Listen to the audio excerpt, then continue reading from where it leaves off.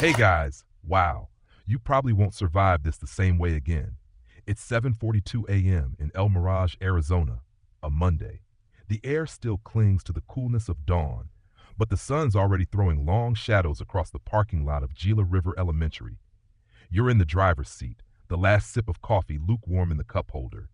Your daughter's backpack bounces as she jumps out of the car, sneakers squeaking on pavement.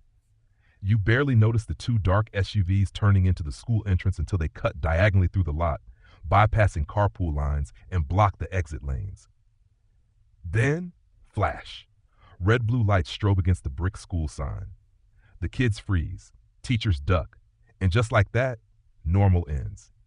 So before you get comfortable, take a moment to like the video and subscribe, but only if you genuinely enjoy what I do here. And tell me, where are you watching from? And what time is it for you right now? And let's go on the journey of today's story together. You hear it first, a child's scream. Then another. Some are yells of surprise. Others dissolve instantly into crying. ICE agents jump from their vehicles, wearing bulletproof vests, hands hovering over holstered sidearms. They don't need to shout, their presence says it all. It's a surgical strike, planned and timed for maximum effect. The targets? Not inside the school.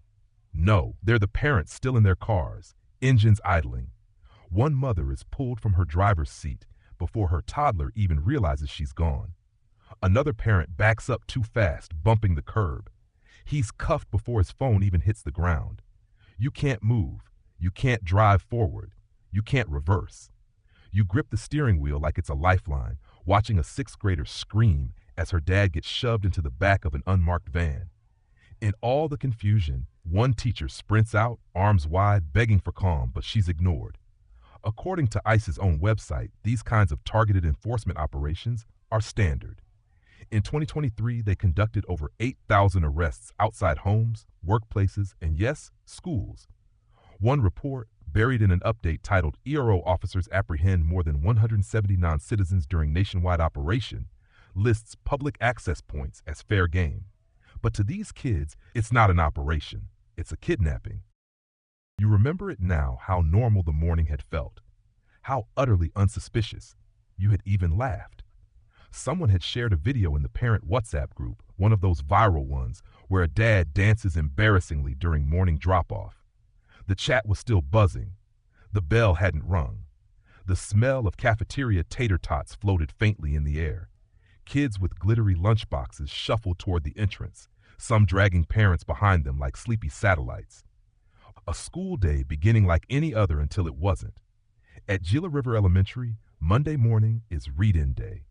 Parents are encouraged to walk their kids inside, sit in beanbags, and read a book together for 10 minutes before class. Teachers say it helps create routine, calm transitions, literacy joy. That morning, over 30 parents had made time to join. A luxury, really. One not all families can afford, especially if you're undocumented, working gig jobs, or just trying to stay invisible. That's the thing. These raids don't feel random when you look back. They feel chosen, deliberate. This parking lot, it has a known reputation as a safe meeting point. ICE is supposed to avoid enforcement near sensitive locations like schools, churches, hospitals. It's in their own policy memo, originally published in 2011 and reaffirmed as recently as 2021. But the catch? Parking lots are adjacent, not technically protected. So when someone inside ICE decided this was the place to strike, they had cover. Legal gray zones, operational wiggle room. ProPublica reported on a similar case in Texas last year, where agents waited just outside a shelter's parking lot. You overhear a security guard trying to explain. They didn't breach the campus. They stayed on the curb, as if the difference between asphalt and sidewalk could justify what just happened. As if the screams of children aren't real until they echo off lockers. A few parents had stayed in their cars. Some were volunteering. A father helping unload science fair projects. A mother signing a field trip waiver. 2 were gone now. 2 human lives disappeared between bells. The principal locked the front doors. You notice him because he doesn't cry. He just stands there, small, unmoving, a boy in a blue hoodie with red Velcro sneakers, holding a crumpled lunch bag in one hand and his mother's jacket in the other. She tossed it to him right before they pulled her into the van. Maria Vasquez, age 32, Guatemalan, volunteer librarian, PTA treasurer, undocumented. She had stayed late the night before, making hand-cut bookmarks for the second-grade reading contest. Her son, Nico, had helped punch the stars. They were walking toward the building when it happened. Maria saw the agents first. She whispered something to Nico, something short, clipped. He said later it was, "Don't run." She raised her hands like she was surrendering in a war movie. She tried to kneel, to not scare him. It didn't matter. Her face met pavement in seconds. Nico watched it all. You try to get to him. But staff already has him surrounded. Miss Jennings from the front desk holds his hand. Mr. Reyes, the gym coach, gently coaxes him toward the building. The school psychologist follows, jotting notes on a clipboard with trembling fingers. It's like watching a crisis drill in slow motion. But this isn't a drill, and Nico won't speak. Not then, not at lunch, not for the rest of the day. Later, his teacher tells a reporter from The Guardian that he started drawing pictures, mostly vans, always black. Sometimes his mom is waving from the window. Sometimes there are bars. Maria's story isn't exceptional. She crossed the border 12 years ago after her village was razed by paramilitaries. She applied for asylum twice, denied both times for lack of credible fear. No criminal record, no immigration violations since. According to ICE, she was part of a prioritized fugitive apprehension.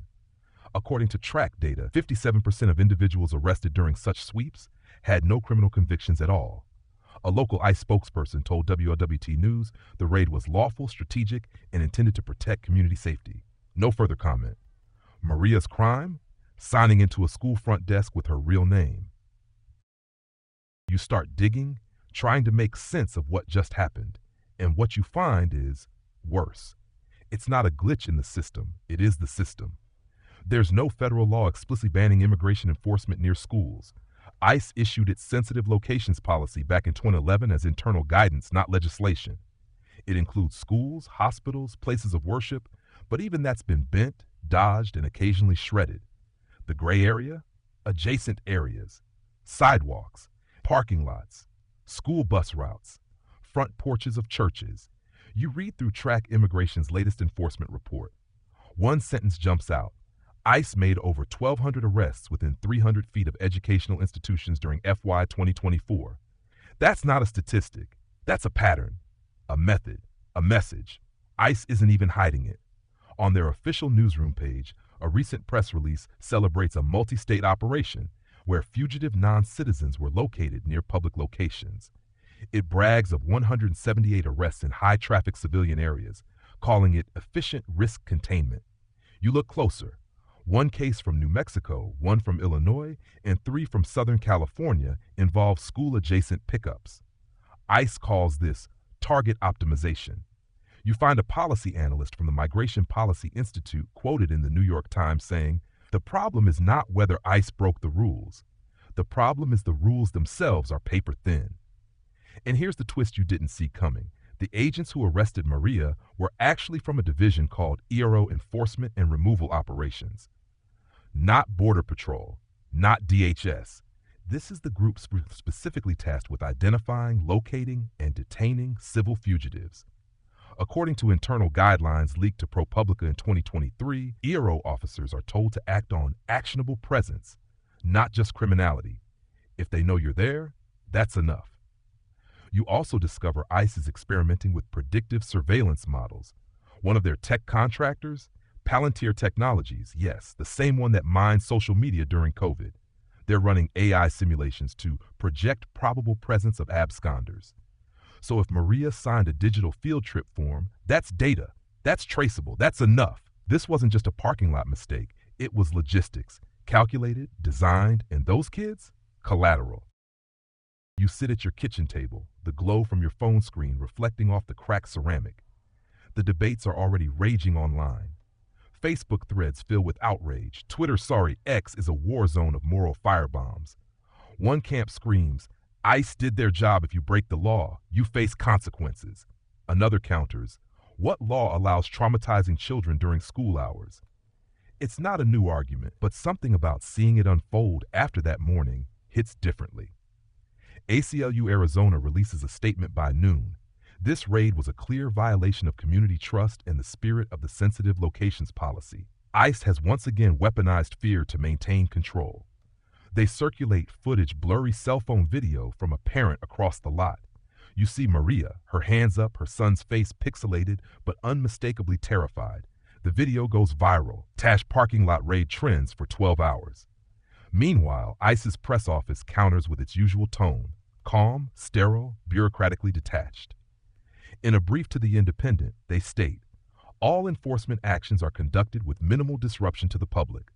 This operation adhered to established protocols. The individual was known to federal databases and classified as a fugitive with a removal order.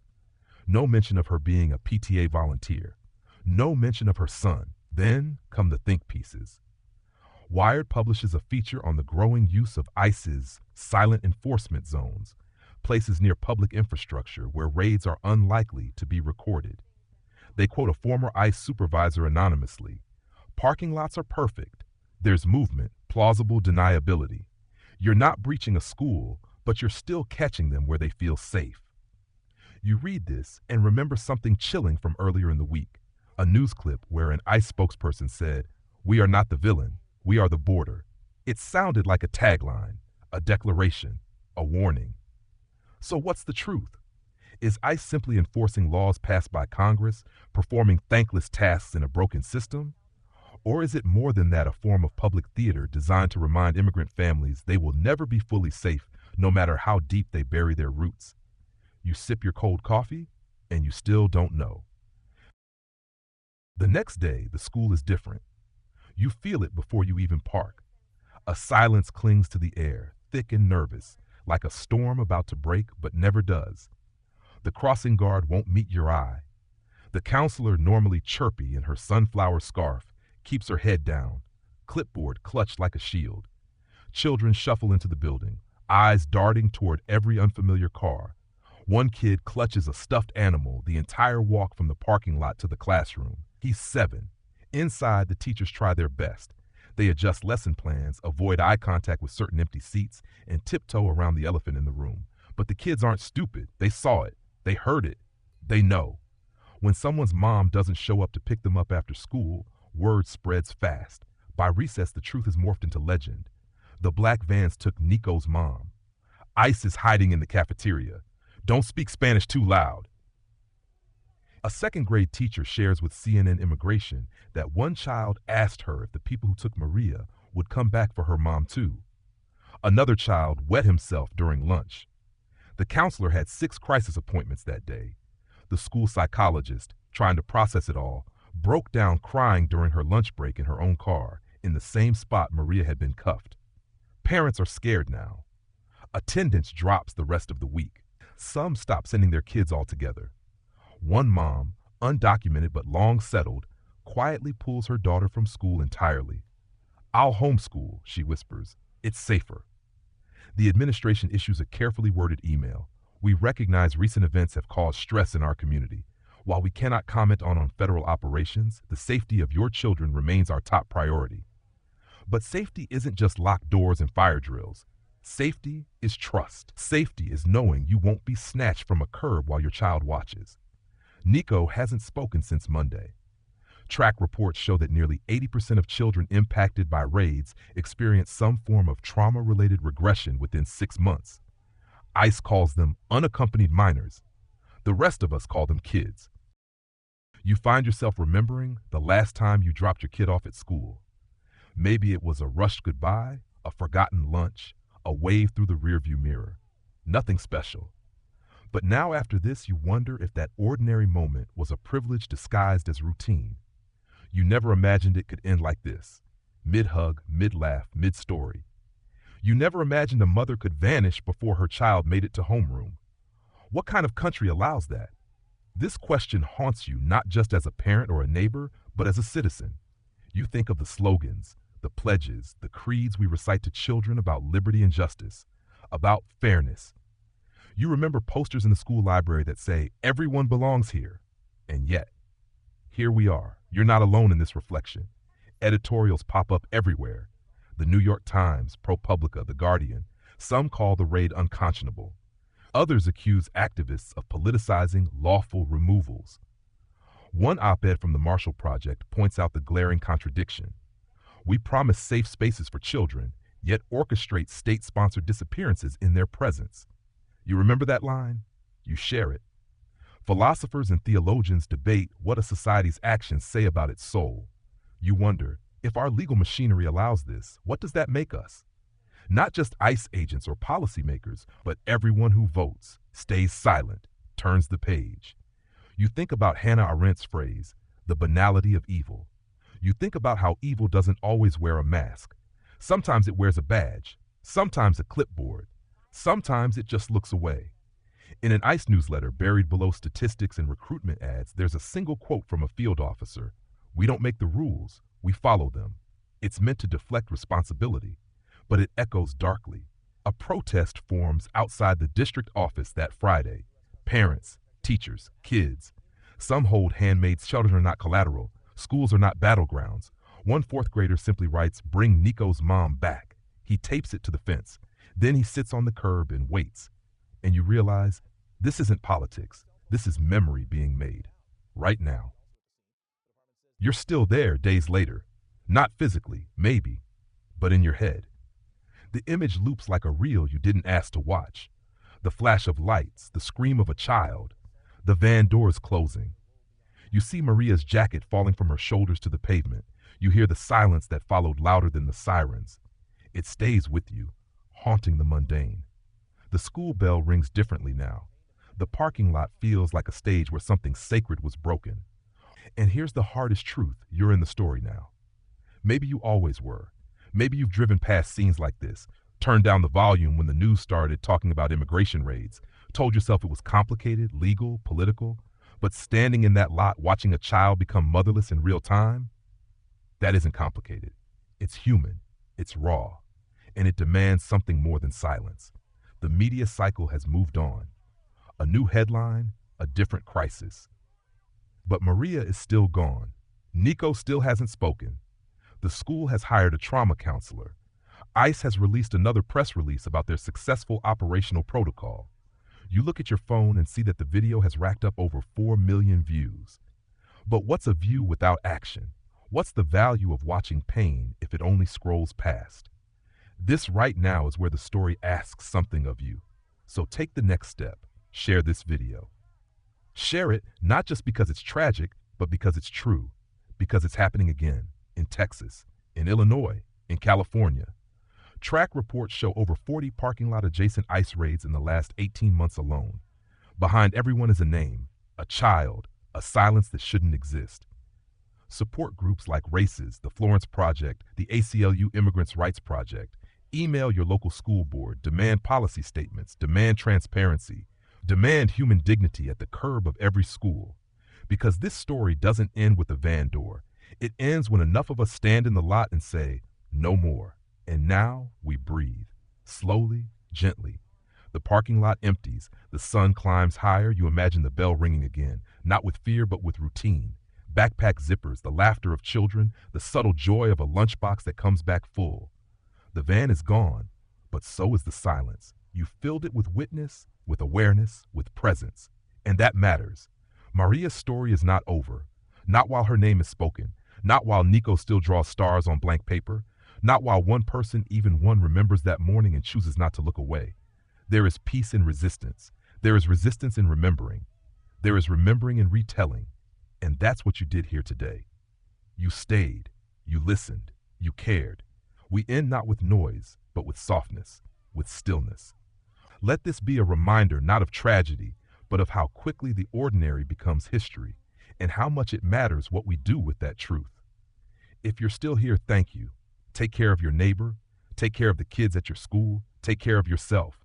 And if tomorrow you pass by a parking lot, a bus stop, a schoolyard, remember that courage can look like staying, bearing witness, speaking up. You don't have to be loud to be brave. You just have to not leave the story unfinished.